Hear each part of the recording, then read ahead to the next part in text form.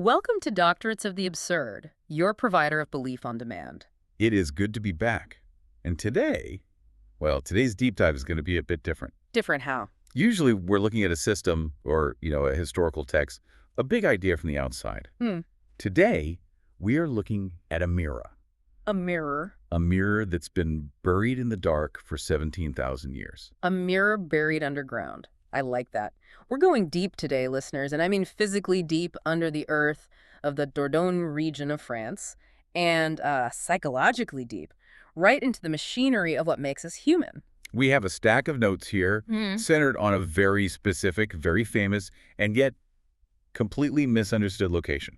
I think misunderstood is putting it mildly. We're talking about Lascaux, the cave paintings. Right. And I'll be honest, when I first saw this on the docket, my first thought was, okay, art history. We're going to talk about carbon dating, pigments, the perspective on the horses. And that is exactly what we are not going to do today. Thank goodness. Because the source material for this dive, specifically this incredible book by the French philosopher Georges Bataille called Lascaux, or The Birth of Art, it blew that whole idea out of the water. It's not about art. It's not about art. It's about a crisis, an existential crisis. A crisis that happened 17 millennia ago. And Bataille's argument, which is frankly kind of terrifying when you really sit with it, is that we're still living in the aftershock. So let's set the scene, because the discovery itself it's almost too cinematic. It feels like something out of a movie. It really does. So picture this. It's September 1940. We're in the Dordogne region of France. Now, you have to zoom out for a second and think about what's happening in the world at that moment. The world is on fire, literally. The Nazis are occupying Paris. The Battle of Britain is raging in the skies. Humanity is engaged in this industrial-scale project of self-destruction. It's the peak of technological progress being used for slaughter. The height of efficiency and death. That's what's happening above ground. Civilization. Yeah. And then you have 4 teenage boys and a dog. The dog's name was Robot, which is it's a perfect decal. A little wink from history. So Robot, the dog, finds this hole in the ground, left by a tree that fell in a storm years earlier. The boys, Marcel, Jacques, Georges, and Simon, they clear it out and they slide down this shaft. 50 feet into total darkness. You light a lamp. Yeah. Just a simple grease lamp. And in that flicker, the year 1940 just vanishes. They're not in wartime France anymore. No. They're in a cathedral, surrounded by these thrumming, vibrating images of bulls, horses, deer, hundreds of them, painted with colors that feel alive. They stumbled into a secret, and that secret is Lascaux, the Sistine Chapel of prehistory. But like you said, that's not our mission today. We're not here as art tourists. No, we're here to understand the event. Because Bataille, our guide for this, he isn't interested in the paintings as artifacts.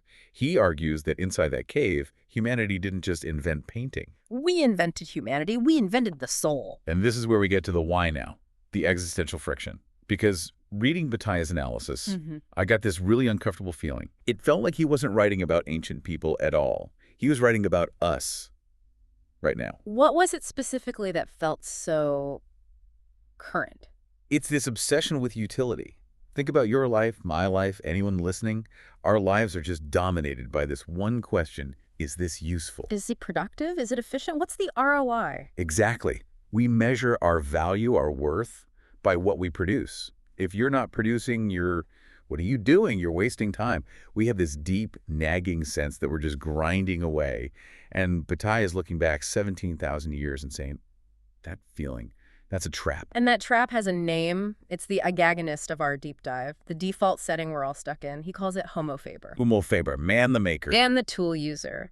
The idea that human greatness is defined by our ability to make things, to chip a stone into a spear, to build a hut. To write a line of code, to close a deal, to fill out a spreadsheet. Exactly. It's the lie that making things is the definition of a successful human life. And Bataille says, look, that's part of being human for sure. It's necessary. But it is also a prison. A prison? That feels a little strong for just, being productive. But think about it. If you are only a maker, you are always living in the future. I make this spear so that I can hunt tomorrow. I work this job so that I can retire in 30 years. Your present moment is always a slave to a future outcome. You're never really here. You're always optimizing for a tomorrow that isn't guaranteed. Right. And that's the stake. What's the cost if we ignore this, if we stay locked in that homo faber mindset? We remain, in his words, clever animals, the smartest primates maybe, the most efficient, But we lose the thing Lascaux invented. We lose the sacred. We lose the ability to feel real awe, real terror, real joy. We risk living a life of just flat, gray productivity. We become, and this is his phrase, industrious bipeds. Oof. Industrious bipeds. That's a brutal performance review. It really is. So the journey today is to track the escape, the jailbreak. We're going from the heavy, work-obsessed Neanderthal to this playful, transgressive Lascaux man. We're going to uncover this lexicon of the absurd that's hidden on the cave walls. And then we have to deal with the aftershock. How do we take this ancient revelation and apply it to a world of deadlines and traffic jams? It's a roadmap out of the prison of utility. Okay. Let's start at the beginning, or I guess before the beginning, with the Neanderthal. Because to get why Lascaux is such a revolution, you have to understand what it was a revolution against. Right. And we should probably put a little asterisk here. Bataille is writing this in the 1950s. Our anthropological view of Neanderthals has evolved since then. We know they were more complex. But for his philosophical argument, we need to engage with the archetype he's using. The archetype of the being of the earth. He describes them based on the fossil record of his time. Heavy bones, a stooped posture, bent legs. He uses this phrase, neck of a bull. Protruding brow ridges. He paints this picture of a creature that is literally weighed down by its own physicality. And the crucial point for Bataille isn't that they were dumb. That's the popular caricature, but it's wrong. They weren't dumb at all. No, they were masters of their craft. They were homo faber to the max. They could chip flint with a precision that's hard to replicate even today. They survived multiple ice ages. They were incredible survivalists. So they were competent. They were successful, evolutionarily speaking, for a while. Extremely competent. Yeah. But they were trapped.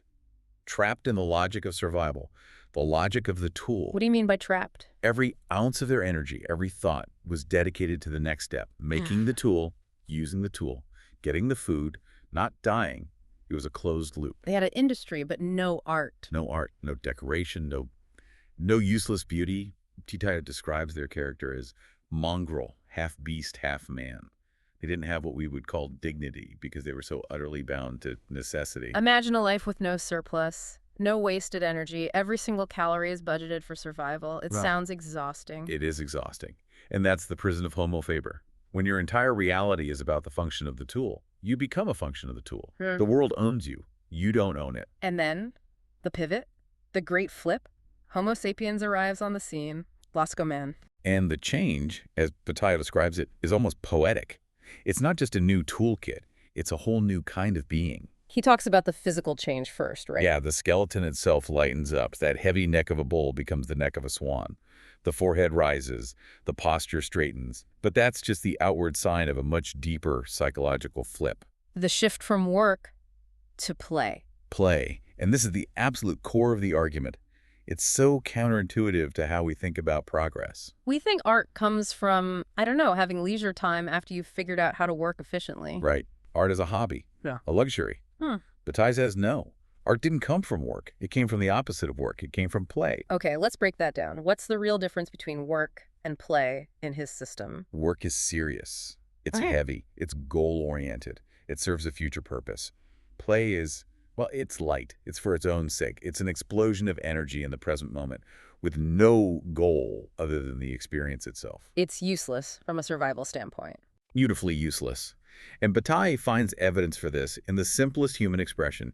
He says, these unsophisticated beings laughed. Laughter. Think about what laughter is. It's a biological spasm. It serves zero purpose for survival. It actually hinders, it disrupts your breathing, makes you vulnerable. It's pure riotous excess. A Neanderthal, buried under the weight of an ice age, probably didn't have much to laugh about. Bataille suggests they didn't have the spiritual surplus for it. Lascaux man found the gaiety of life. They discovered that survival wasn't the point. The point was to waste time beautifully. To waste time sacredly, yes. And that brings us to the conceptual blueprint. This is the operating system for this whole philosophy. If this were a video game engine, the one governing law is this. The sacred requires a prohibition to be broken. Okay, wait. Let's unpack that, because that sounds like a contradiction. You need rules to have the sacred. You can't have the dazzling light of art without first creating the dark, solid wall of rules. You can't experience the thrill of transgression if there's nothing to transgress against. If everything is permitted, then nothing is special. Nothing has that charge. Precisely. So to invent the sacred, humanity first had to invent sin. We had to invent the forbidden. What was the first prohibition? The first thou shalt not. It came from the darkest place imaginable, the awareness of our own death. Now, the text says Neanderthals buried their dead, so they knew about it. They knew bodies stopped working, but Homo sapiens, we understood it. We could project it into the future. Yeah. That horrifying realization, one day I will not be. It's a crisis that splits the world in two. And that split is between the world of work and the world of, well, everything else. Exactly. The world of work, tools, schedules, order, cleanliness is fundamentally opposed to the chaos of death. And Bataille adds the chaos of sexuality. That's the part that's always surprising. He lumps death and sexuality together. They're twins in his system. Because both of them threaten the orderly world of the toolmaker. Think about it. Work is predictable, rational.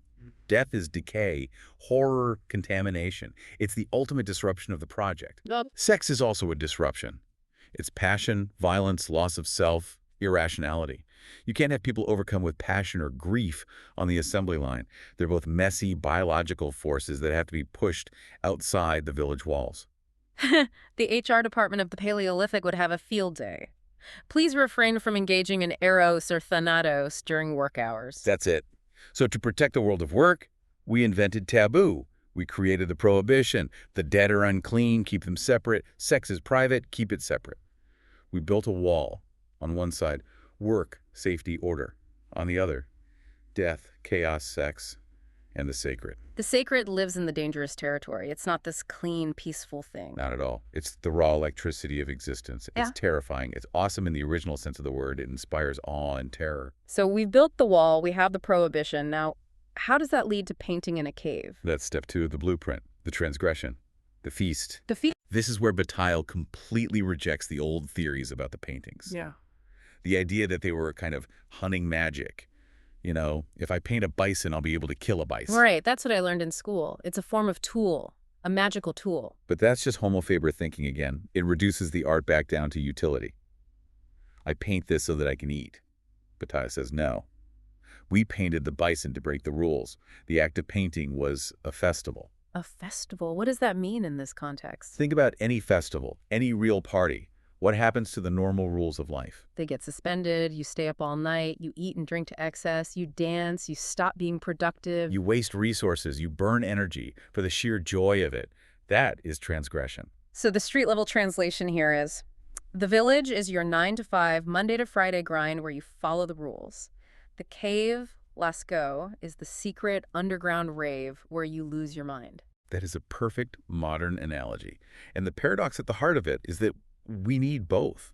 We need the boring rules of work to survive physically, but we only feel truly alive spiritually when we get to break them. That's what art is. It's a controlled demolition of the rules. There's a quote I pulled from the notes, a real lightning strike quote.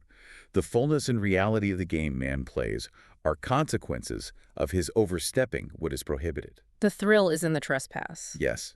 If it wasn't forbidden to go deep into the earth, into the dark, and waste precious materials painting on a wall, the act would have no power. It would just be interior decorating. So we invented the sin of being unproductive just so we could feel the sacred joy of committing it through art. You've got it. And this brings us to what's actually on the walls. Because when you break through that prohibition, when you enter the sacred world, who do you find there? The animals. The animals. Which brings us to our lexicon of the absurd. And the first most important term, the animal as God. Now, this is a huge mental leap for us. Our entire modern world is built on the idea that humans are at the top. We're the pinnacle. Animals are. Well, the resources. Or pets. They're objects. We are the subjects. But Bataille says the Lascaux view was the absolute reverse of that. For Lascaux man, the animal was divine, sovereign. But why? The human has the spear. The human has the bigger brain. We can outsmart and kill the bison. How can the victim be a god? Because the animal possesses something man has lost forever. Which is? It doesn't work. It doesn't know it's going to die. It exists in this state of pure, unconflicted being. An animal is just itself. It lives in the eternal now. It has no tools, no anxieties about the future. It is a perfect, seamless part of the world. It's graceful in its being. Yes. And man, who has to work, who is cursed with the knowledge of his own death, looks at the animal and feels inferior. He feels broken, fallen. So the tool that we think makes us superior is actually the mark of our separation. our fall from grace. It's the original sin, in a way. The moment we pick up a tool, we stepped outside of nature. We became observers. The animal is nature. We are forever separate. So inside the cave, the bison is the star of the show. And the human is, what, a background character. An intruder, a supplicant. And this is where the next term from our lexicon comes in, the mask. The mask. Bataille points to the most obvious and weird discrepancy in the paintings. The animals, the horses, the bulls, the stags are painted with breathtaking realism and beauty, the sense of motion, the detail. It's masterful. But the humans. The few times humans are depicted. Yeah. They're stick figures. They look like a child's drawing. Clumsy. Grotesque. Wait, why? It can't be a lack of skill. The guy who painted that perfect bull didn't just forget how to draw a person. It's a deliberate choice. Bataille argues it's a mask. It's an act of shame. Shame. We were ashamed to be human. We were ashamed of our human faces. In the presence of the divine animal, man is the awkward one, the ugly one, the one who doesn't belong. The street-level translation is that man is the photobomber and the sacred selfie of the universe. He's ashamed to show his real face. That is profoundly sad, in a way. It's a deep humility we've lost. Mm-hmm. So the human figure wears a mask, often a bird mask, or is drawn so schematically that he's anonymous. This is Homo ludens, man, the player disguising himself to enter the sacred world of the animal he is about to kill. He's apologizing for the murder before he even commits it. He has to become an animal to ask forgiveness for killing one. You see it in the most famous and mysterious part of the whole complex. Yeah. There's a figure, a bird-headed man. He's in a triumphant hunter. He's falling. He's fragile. He's helpless. And he's in the deepest, darkest part of the The cave. very deepest. Which brings us to the narrative climax of this entire philosophy, the mystery of the well. Okay, let's set this scene carefully for everyone. Lascaux isn't one big cavern. It's a series of galleries and passages. But there's this one spot, they call it the shaft of the dead man, or the well. And it's not easy to get to. You have to literally be lowered down on a rope into this pit. It's the sanctum sanctorum, the basement of the human psyche. And down in this pit is a single bizarre scene that has puzzled experts for almost a century. Describe the image. What are we looking at? Okay. Dominating the scene is a huge bison. It's been speared, its guts, its entrails are spilling out onto the ground. But it's not dead. It's full of rage. Its fur is on end. It's a dying god, and it is furious. Incredibly violent and visceral. And then in front of it, there's the man. And he's a pathetic stick figure with the head of a bird. He's falling backward, rigid, like a plank of wood. And then there's the detail that makes everyone uncomfortable. The man is epiphalic. Meaning he has an erection.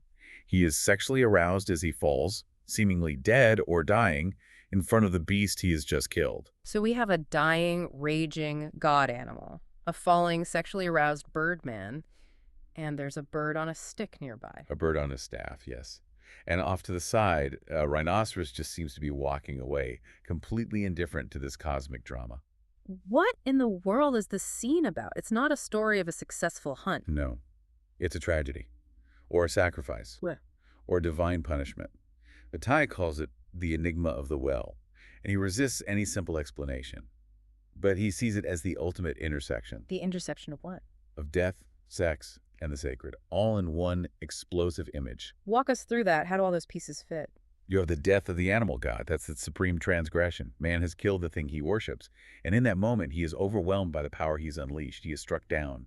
The creator is destroyed by his own act. The arousal. How does that fit in with death and being struck down? That is pure Bataille. For him, the experience of the sacred is so intense, it shatters the boundaries that work-life imposes. Death and life, horror and ecstasy, they collapse into each other.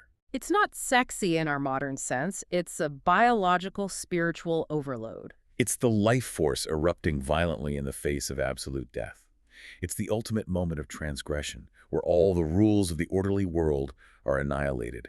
He has killed God, and the raw energy of that act flows through him even as it destroys him. So he isn't the hero of the story. He's the victim of it, in a way. He's the tragic figure. He's falling. He's masked. He is a fragile stick figure next to the immense dying power of the bison. This isn't a trophy picture. It's a crime scene. The scene of the crime of consciousness, the crime of separating from nature. And the desperate, tragic, beautiful attempt to reconnect through this ritual, this art, the bird mask, the bird on the staff. He wants to fly, to shed his heavy human body and rejoin the spirit world of the animal. This is so much deeper than cavemen drawing what they ate. The term caveman becomes meaningless here. These were not grunting primitives. These were philosophers with paint made from charcoal and ochre. They were wrestling with the same dread we feel when we look up at the night sky. Okay, so we've been down in the well, we've seen the enigma, now we have to climb back out, back up the rope, through the Hall of the Bulls, and step out into the blinding sunlight of the 21st century. This is the intellectual aftershock, the Wait. so what? Why does any of this matter to someone stuck in traffic on their way to a job they find less than sacred? I think the best way to make this visceral is that hallucination analogy from the notes. The idea of the spaceship and the airlock. Lay it out for us. Okay, so imagine our civilization, the world of work, of laws, of social media, of grocery stores. Imagine it all as a giant pressurized spaceship. It's safe. It gives us oxygen, food, shelter. This is the world of prohibition. It keeps chaos out. But the air gets stale. It's all recycled. We're safe, but we're bored. We're just industrious bipeds going about our scheduled tasks. Lascaux is the airlock, and every once in a while you have to go to the airlock and open the outer door. And what's on the other side? The vacuum of space, the sacred, the raw, terrifying, beautiful, silent infinity. It's death. It's chaos. It's everything your spaceship is designed to protect you from. And you can't live out there. If you stay in the vacuum, you die. If you live in a constant state of transgression, you burn out, you go crazy. Of course. But if you never open the door, if you never even look outside. You forget the stars exist. You start to think the recycled air of the spaceship is all there is. And that, for Bataille, is spiritual death. Huh. The miracle of Lascaux isn't just that they painted well, it's that they built the airlock in the first place. They knew survival inside the ship wasn't enough. They had to be able to touch the void. If we seal the airlock permanently, we suffocate on our own safety. We revert. We become Neanderthals with better gadgets. I've got these 3 viral hooks from our notes. I want to test them on you. 3 provocative lines that try to frame this as a challenge. Hit me. All right, hook number 1. You are not a worker who plays. You are a player who is forced to work. 17,000 years ago, your ancestors knew the difference. Yes. That flips the whole script of modern identity. We think our job is our core identity. I'm a lawyer. I'm a teacher. Bataille says no. That's the mask you wear to survive. Your real face is the player, homo ludens. The job is the necessity. The play is the reality. Okay, hook number 2. Civilization is built on the lie that we are better than animals. The walls of Lascaux prove we used to know we were worse. Worse in the sense of being fallen, of being incomplete, lacking the grace of pure being. That kind of humility is a powerful antidote to the arrogance that's, currently wrecking the planet. Lascaux man looked at the bison and said, "You are whole and I am broken." We could learn from that. Last one, hook number 3. True art isn't decoration. True art is a crime scene where the rules of reality were broken. That's it. That separates art from wallpaper. If a piece of art, a song, a painting, a film, doesn't transgress against some rules, some expectation, some prohibition of how we're supposed to see the world, then it's just a pleasant commodity. It's just more recycled air for the spaceship. Real art opens the airlock. So what's the takeaway? Bataille isn't telling us to abandon society and live in caves, right? He was a librarian, of all things, the ultimate man of order. Exactly. He understood the necessity of the spaceship. We need homo faber. But he's arguing we've lost the balance. Lascaux was the dawn of our true humanity because it held both in tension. To get that back, we have to find our own caves. Our own private spaces for transgression. Yes. Spaces where utility is forbidden, where making sense is not the goal, where you can engage in sacred play. What does that even look like in 2026? It could be anything. It could be losing yourself dancing to music in your living room. It could be writing a poem you never show anyone. It could be walking in the woods without your phone, just feeling small and insignificant. It could be that kind of deep, uncontrollable laughter with a friend that leaves your stomach aching. The kind of laughter the Neanderthal didn't have access to. That's the key. If we lose our capacity to be dazzled by the useless, we're done. We become Neanderthals in suits. Our tools get more advanced, but our souls just shrink. That is a genuinely terrifying thought. It's the central danger of our time. We are so good at being homo faber that we're forgetting how to be homo sapiens. So as we wrap this up, let's just quickly recap the great pivots we've tracked today. We've gone from homo faber, the worker, the toolmaker, to homo ludens, the player, the artist. From living entirely within prohibition, which gives us safety, to understanding the need for transgression, which gives us the sacred. And from the modern arrogance of human superiority back to the ancient humility of animal divinity. It's a complete inversion of the story we usually tell ourselves about progress. It's not man gets smarter and conquers the world. It's more like man becomes conscious, gets terrified, and invents art to survive his own mind. It is, and it leaves all of us with a profound responsibility, And that is the responsibility to create. Bataille has this final beautiful thought about the miracle of Lascaux. He says, Lascaux man created and created out of nothing this world of art in which communication between individual minds begins. created out of nothing. Before this, there's just the world of things. Survival. After this, there was a shared internal world, a human dream made visible. We are the inheritors of that first dream, and our job is to keep it from dying. And that's our parting shot. The miracle isn't the painting, it's the courage to make it. The courage to go into the dark with nothing but a flickering lamp and a piece of charcoal and answer back. So that's the challenge for you listening this week. You have the spreadsheets, you have the deadlines, you have the heavy neck of the bull weighing you down. We get it, we all do. But you are also a direct descendant of that falling bird man. Find your transgression Find the sacred, useless thing. and open the airlock, even just for a minute. This has been Doctorates of the Absurd. Thanks for diving deep with us into the dark.